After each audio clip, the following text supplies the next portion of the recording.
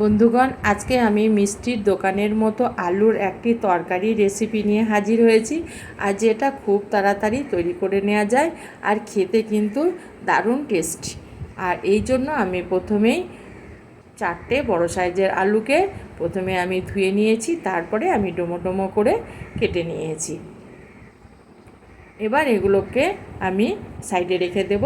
এবার আমি একটা প্রেশার কুকার নিয়ে নিলাম। প্রেশার কুকারের মধ্যে আলুগুলোকে দিয়ে দিলাম। আলুর টুকরোগুলো দেওয়ার পর আমি দিয়ে দিলাম কিছুটা জল। জলটা একটু বেশি পরিমাণে দিতে হবে, কারণ এই তরকারিটায় একটু ঝোলঝোল হবে, সেই জন্য আমি একটু বেশি জলই দিয়ে দিলাম। এবার এখানে আমি দিয়ে দিলাম অল্প একটু হলুদের গুঁড়ো। হলুদের গুঁড়োটা বেশি দিলে হবে না, অল্প একটু। আর দিয়ে দিলাম স্বাদ মতো লবণ। এবার ঢাকনাটা বন্ধ করে দিয়ে গ্যাসের মধ্যে আমি 3-4টে সিটি দিয়ে নেব। অন্যদিকে আমি একটা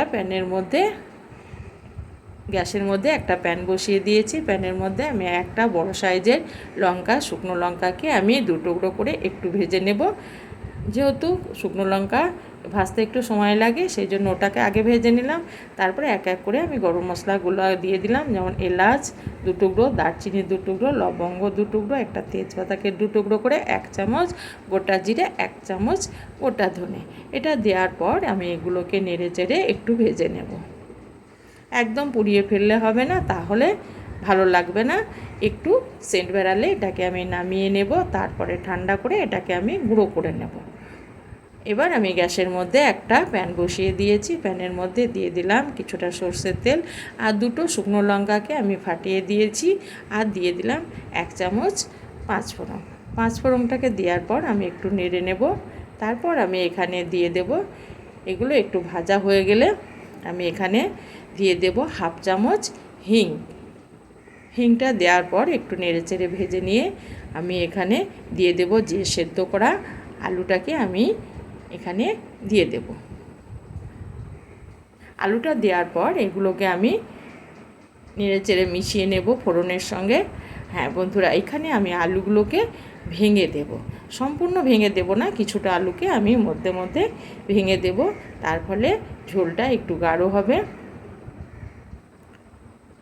আর আমি দিয়ে দিলাম 2টো কাঁচা লঙ্কাকে চিড়ে নিয়েছিলাম, সেটাকে দিয়ে দিলাম।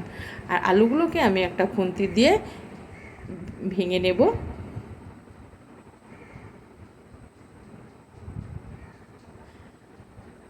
এইভাবে নেড়েচেড়ে খুন্তি দিয়ে আমি আলুগুলোকে পুরোপুরি ভেঙে নেব না, কিছুটা অংশ আলু আমি এইভাবে ভেঙে নেব। তারপর আমি এখানে দিয়ে দেব যে মশলাটা আমি গুঁড়ো করে রেখেছি, সেখান থেকে আমি 3 চামচ মশলা দিয়ে দিলাম। আর বাদ বাকি মশলাটা আমার অন্য কোনো সবজিতে দেওয়া হবে, সেই জন্য ওটা আমি রেখে দিলাম। এখানে আমি 3 চামচ মশলা গুঁড়ো মশলাটা ব্যবহার করলাম। আর এবার আমি এখানে দিয়ে দিলাম 2 থেকে 3 চামচ মিষ্টির সেরা। মিষ্টির সেরা যদি বাড়িতে না থাকে তাহলে একটু চিনি দিয়ে সেরা তৈরি করে নেবেন। দিয়ে এখানে কিন্তু চিনি দেওয়া চলবে না, সেরাই দিতে হবে, তাহলে তরকারির টেস্টটা ভীষণ মজা হবে বা খেতে দারুণ লাগবে। এবার নেড়ে চেড়ে আমি সেরাটাকে আর মশলাগুলোকে মিশিয়ে নিলাম। এইভাবে একবার আলুর তরকারি বানিয়ে দেখবেন, বাড়িতে প্রতিদিন বানাতে বলবে। আমার আলুর রেসিপিটি রেডি হয়ে গেল।